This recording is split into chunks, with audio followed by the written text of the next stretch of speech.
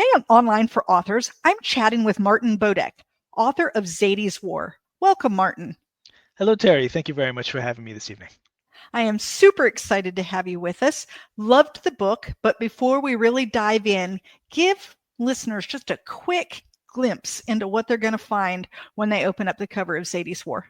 When they open up the cover, one thing will stand out. Well, before they open up the cover, it's this first part of the subtitle, which is Four Armies, which really grabs the attention as soon as you see that phrase, because once you see that, you wonder, what is that all about? How are you saying this person served four armies? What's that? Let's explore. Right. So that is what I unpack when I have these conversations and at book talks. People want to know, how does a person get to serve four armies in a short span of years? Absolutely. My question for you, though, is what made you decide that you were going to write a memoir? My grandfather was the initial impetus for me wanting to be a writer in the first place. So right here in front of me, and I'm happy to show you this. These are the books I've published. Okay. That's nice big stack for those of you just listening. That's the pile that I'm proud of, and it's growing, and I hope to make it as tall as myself before I shuffle off this mortal coil. That is the goal. But my grandfather was the initial kickoff. When I was way too young to understand such things and to listen to brutality of the narrative, I realized that I have to tell his story one day, even though the thoughts in my young mind were inchoate is the fancy word, and that's it. So this book was pregnant with me, so to speak, throughout the initial birth pangs of my publishing career until finally I had established enough relationships to realize I can tackle this project now with a mature lens.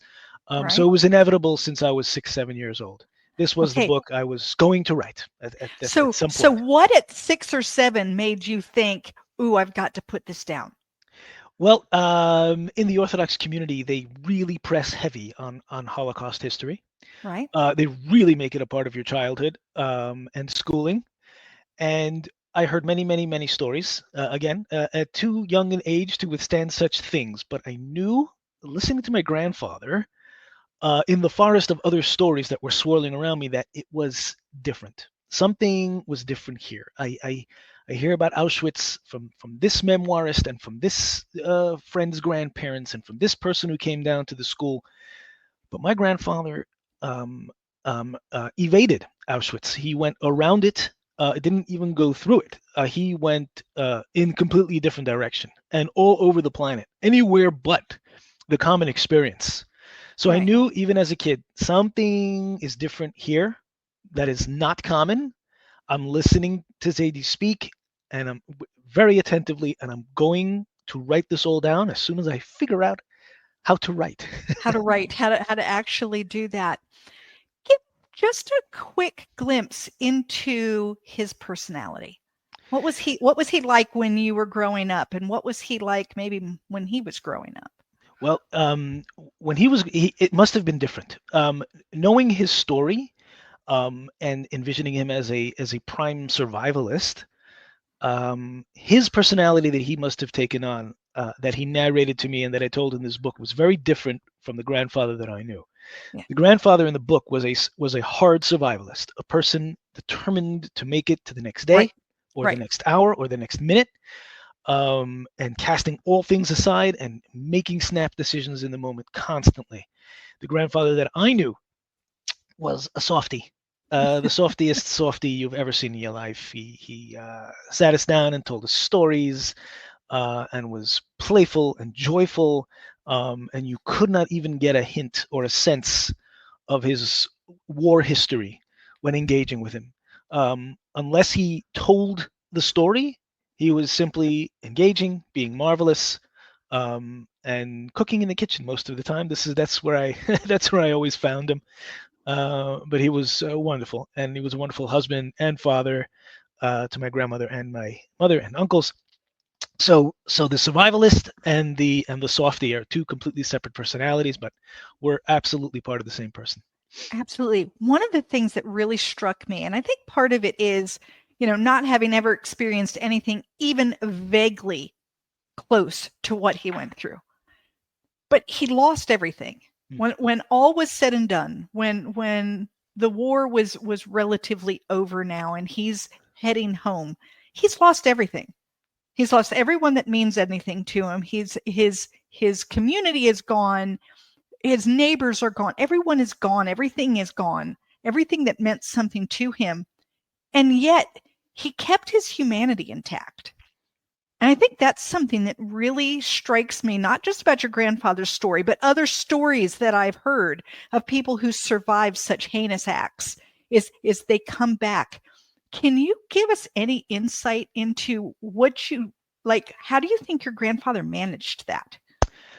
I think that all survivors survive for a reason, that there is something resolute about their physical selves and something about their mental selves, meaning you couldn't really survive by accident. You had to Right. make decisions constantly. In the book he's making decisions constantly to make sure that he gets to the next day. But survivors are made of survival stuff. And I think that part of what made him resilient in the manner that you just described was, I think he was sort of like a Jedi. one of the trappings of the Jedi life is that you have no attachments, that you have no possessions except what you need to carry out missions. And I think that my grandfather never grew attached to physical things, and he was able to let go, and only focus on what he needed for survival. And when he came home and there was absolutely nothing, again, I'm not a psychologist, although I am the son of a psychotherapist. So there might be something here to attach to, that if you have no possessions, it is easier to carry through because you're not worried about the physical things, about, oh, I need to take this with me. I need to, no, you need to procure a meal at some point. Forget about everything else. My grandfather came through the war with nothing. I have a watch face that my great grandmother gave to my father. That's the only possession he has of her.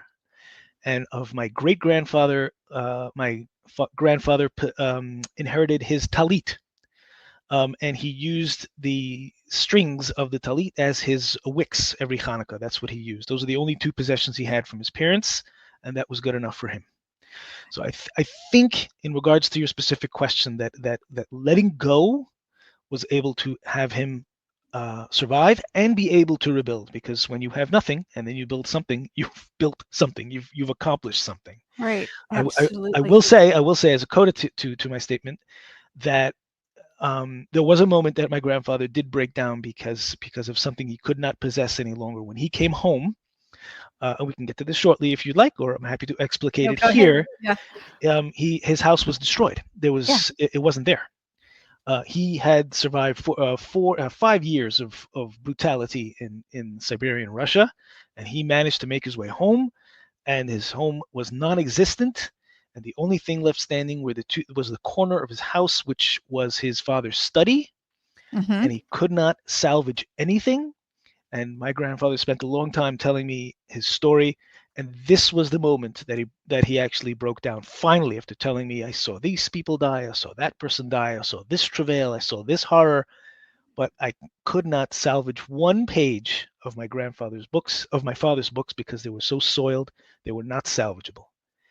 So there was a moment there that there was an attachment that he was absolutely bereaved.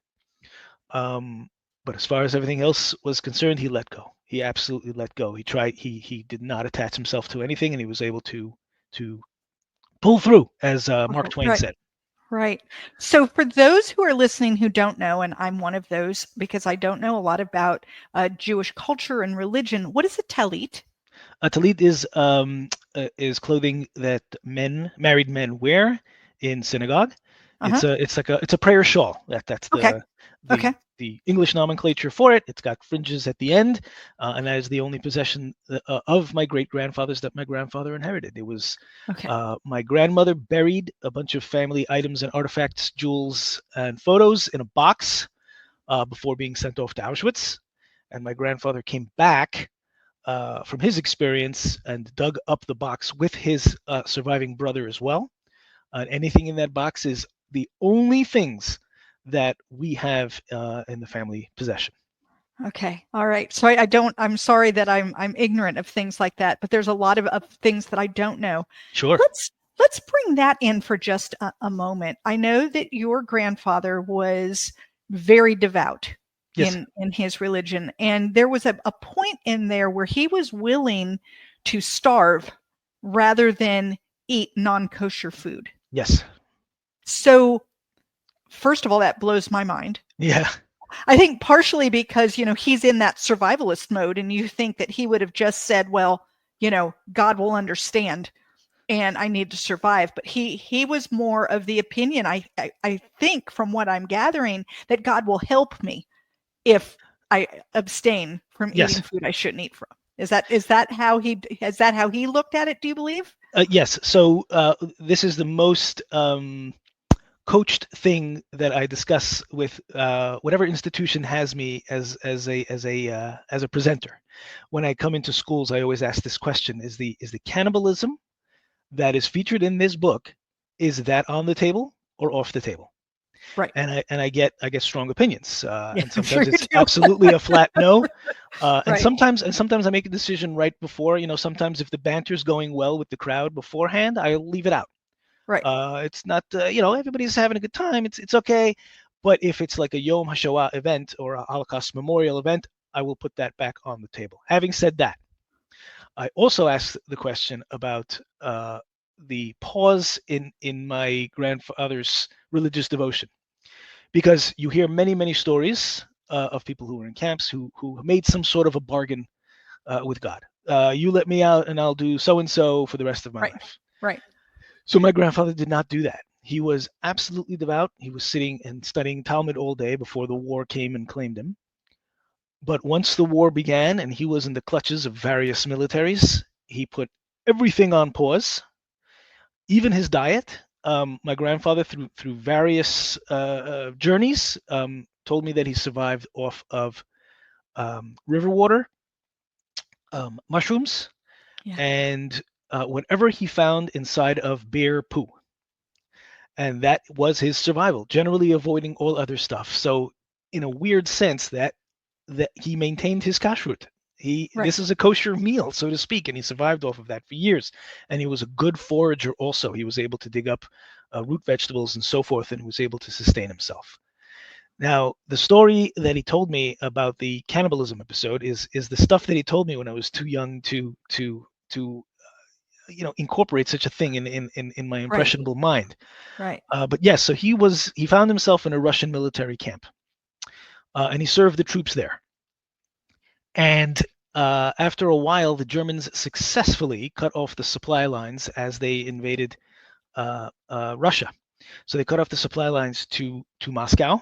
This is a well-recorded fact in history. And my grandfather was in a military camp southwest of there, and was trapped by this circumstance.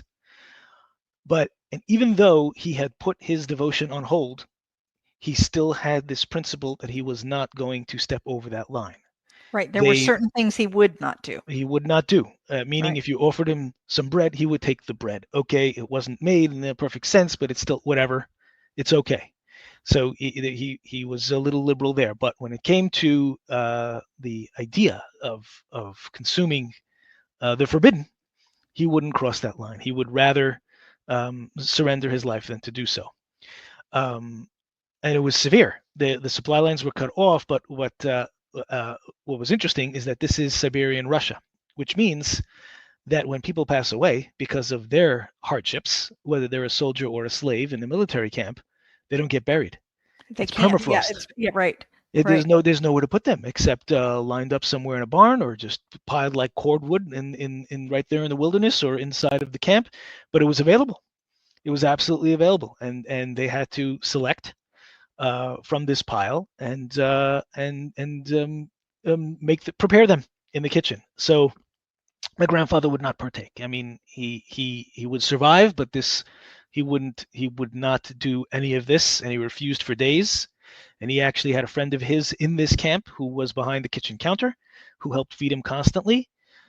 And this friend of his name was Yerucham Bloch, insisted that my grandfather have some of what he's offering. And it was pretty graphic the way my grandfather described to me. He said, look, he used do you speak any Yiddish, by the way? No, I don't. No. So he's in Yiddish, he said, Hagebrutene Hand, I boiled a hand for you. Oh my. Which is such a bizarre phrase. Like, yeah, like why would you even have that as a phrase, right? Yeah. Yeah. I boiled a hand for you. You have to eat it. There's not a lot of muscle on this, so weird phrasings, weird haunting phrasings. And my grandfather he would not. He absolutely would not. So his friend decided to starve him as a way of convincing him that he must partake. And my grandfather refused. He went on a hunger strike for several days. And at the end, his kitchen friend realized he wasn't getting anywhere. Wasn't going to budge. Yeah. Nope. So he actually snuck over to the military side, to the Russian barracks side, and snuck some food out and delivered it to my grandfather. And he told him, I can't keep doing this. This is at risk to my life. But tomorrow you just have to. So that day, I think it was day 3 of his meager ration spell. The supply lines were recast. The Germans were pushed back, and the food supply was reconnected. And my grandfather avoided something that he would never violate on principle. Yeah. I found that very refreshing in a lot of ways, because I think that in general, people, any people, they find themselves in a situation, and you can make excuses for why you will give in and do something that are against your principles, and then later you have this justification. And your grandfather slacked in certain areas, like you said. He was willing to take bread that maybe wasn't produced the way it should have been in order for it to be kosher, but he knew where his line was, and he wasn't willing to cross it. And I think that says a monumental amount about who he was as an individual. Thank you. Yes, it's also pretty scary. Yeah, because I imagine myself under the circumstance, and most of us, I think, would succumb. I mean, imagining the circumstances. Yeah. Like, there's no guarantee on day 4 that you'd get your meager. There's nothing. There's nobody guaranteeing you anything. Right. And how long can you hold out? But at a certain point, I suppose he was pot committed, as they say. Yeah. I've come this far. I'm not right. I'm not going to give in now. Right. Yeah. And I guess in his mind, he figured that if death was the answer, well, then that was the answer. Yeah, it's frightening. And to think that my life hangs in the balance. Actually, my life hangs in the balance with various decisions that my 4 grandparents made throughout the war, and this is just simply one episode of many, which is absolutely. And I found amazing. I found that one just to be. I think that it just really showed me how devout he was, and how this was an internal thing, not just an external thing. It wasn't just that when life was good, you would see him reading. It was that this was who he was as an individual. Did he remain that committed through his entire life? Yes. As a matter of fact, so he was on this pause. Yeah. Or calls to mind the Friends phrase, if any of your listeners remember this. We were on a break when Ross, right? Oh wow, you remember? We were on a break, and that's what my grandfather was. He was on a break. He was surviving, and as soon as the war was over, he snapped right back to what he was doing. He must have said to himself, God, thank you. I survived. I made it. And let's get back to our regular program. Let's get back to what we were doing. Right. Right. And that's exactly what he did. He went right back to his religious life. So he did not have a beard at the time. He took on that beard, the long wizened beard. Here's the photo of him. Yeah. For your readers. Right. So this was not him in his previous existence. He was a clean-shaven, dapper individual, and he took on this affect when he moved to Israel in 1951. But devout he was. He went right back to his previous program, and lived a religious life for the rest of his life. Fantastic. So one of the things that you did in your book that was different than any other book that I've read is you actually included the transcripts. So you had chats with your grandfather, and you included like word for word transcripts of the things that he said. Given that everything in the transcript was more or less put into the first part where you kind of cleaned it up and turned it more into a story, what made you decide that putting the transcripts in was something that you wanted to do? So there's two reasons. One, I wanted to show how playful the conversations were, because I'm telling a stoic story of war. Right. But the source material was banter between me, him, and my mother, who was my research assistant for the entire project. And you see the interplay, which is hilarious. The micro antagonism between my mother and her father, and the mistakes of turns of phrase, which my grandfather committed a lot. He said he was guilty of malapropisms. If English professors know what those are, that means when you mangle a phrase. Tony Soprano did this a lot. That was part of the character. Like he'd say, I'm going the whole 10 yards. So he'd mangle it, and when he said this in Hebrew and in Yiddish, it was hard to figure out what he meant, because he totally turned the phrase around, and I'd sit there and listen to it and be like, what is he saying? Right. So for example, when he arrived in Israel, so he lived in a tent city. I think those are called mabats or mabarats or something like that. And he had to protect the children in their cribs from the shakals. What in the world is a shakal? So I show in the transcript how we're bantering back and forth trying to figure out what this creature is, what this four-legged foxy thing. Turns out they were jackals. Okay. And it took a longer winding road to get to it. So I wanted to show the playfulness. Right. I also wanted to show the work that I'd done to put this all together. Right. Very often, an author writing a nonfiction book will say, I interviewed 700,000 people and I read 40,000 books, and this is the book. And it's like, you don't really see the guts that went into it. You can tell that this person did a lot of research, but I wanted to show the trouble I went through to lay out a story with dementia started to set in. It was way at the beginning, but forgetfulness was certainly there, and my grandfather's all over the map. The transcripts, you can see that he's everywhere. So I wanted the reader to have an appreciation for what I went through when I set up memories scattered all over the place into a singular line, and that is why the story is linear. I didn't do the sometimes very well constructed back and forth of present day, past, future, going back and forth, hoping that the reader is following. No, I set it up on a line, very simple, birth to death. That's what we're doing, and everything in between. So it wasn't my ego that wanted to do it. I just wanted to show this is the effort that I put into bring this memoir to life. People complain that it's in the back of the book. I have some reviews. What do we need this for? And my answer to that is, don't read it. If you don't want to read it, don't read it. Right? Yeah, exactly. What is that? Stephen King always says to people who don't like the movie versions of his books, he goes, so don't see the movie. The book is right there. It's sitting on the shelf. What's the problem? Right. You don't have to do it if you don't want to. I found it interesting. I can say I did not read every single word of it. I kind of went and picked certain parts and read them and just tried to get a feel for what that was like. But it was nice to see, because I did feel like I got a little more of your grandfather's personality by doing that.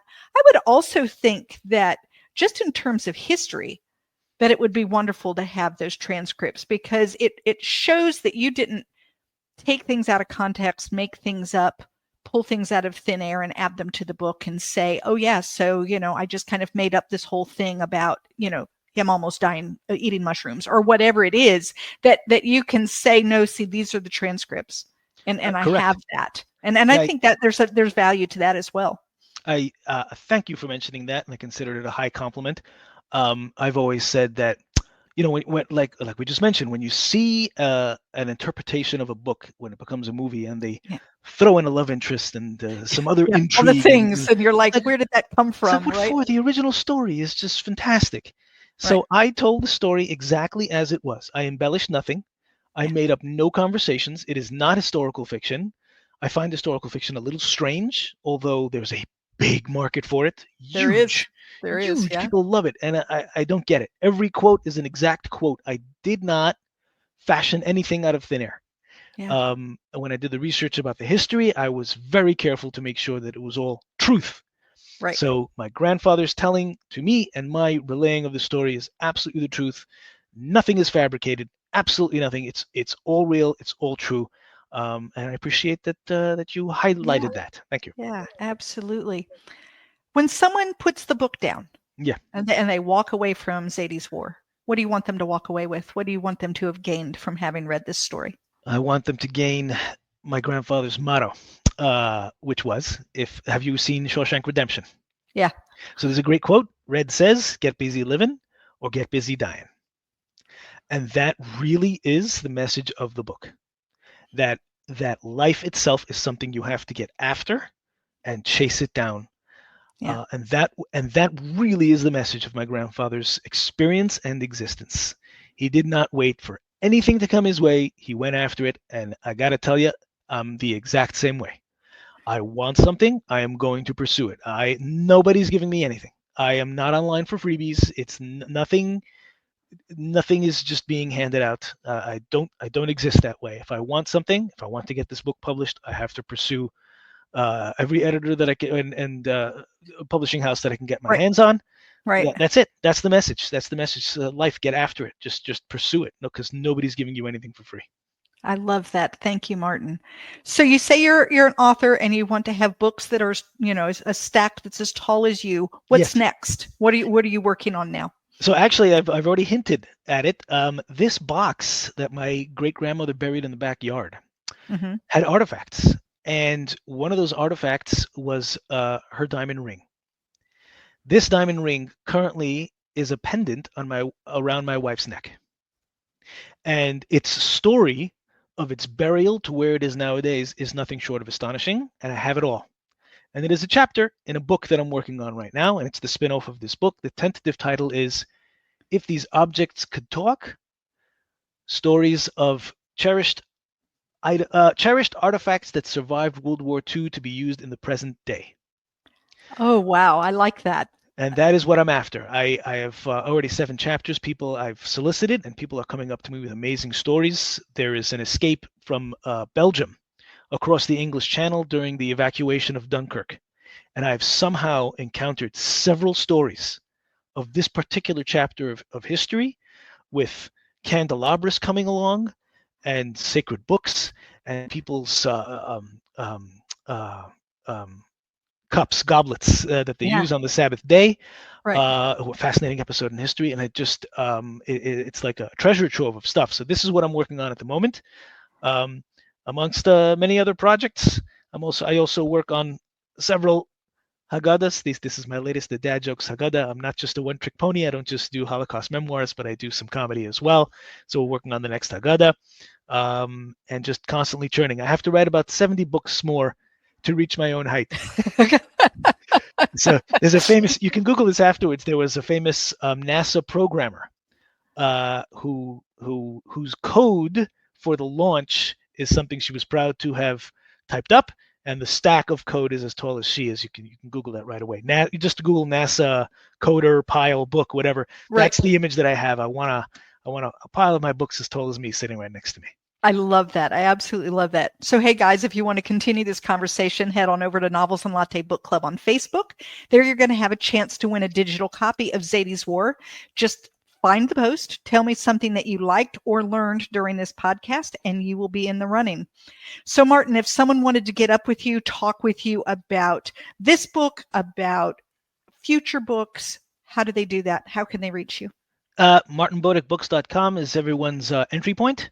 It's a very carefully and well planned out and thought out website, easily accessible. I'm not hiding from anyone. I'm eager to hear from anyone, and I promise to engage to the best of my ability. So it's MartinBodekBooks.com. That's where I've set up shop, and eager to hear from everyone. Fantastic. I'll have that in the show notes, guys, so that you'll be able to reach out to Martin. And I want to thank you so much for being with me today. The book was amazing. Run right out and grab it, guys. And Martin, thank you for being with me today. And thank you for having me. It's been a pleasure. Thank you. Thank you for listening to Online for Authors, where I, Terry M. Brown, author of character-driven fiction and host of the podcast, introduce readers to characters they'd love to invite to lunch. Tune in next Tuesday for another podcast episode.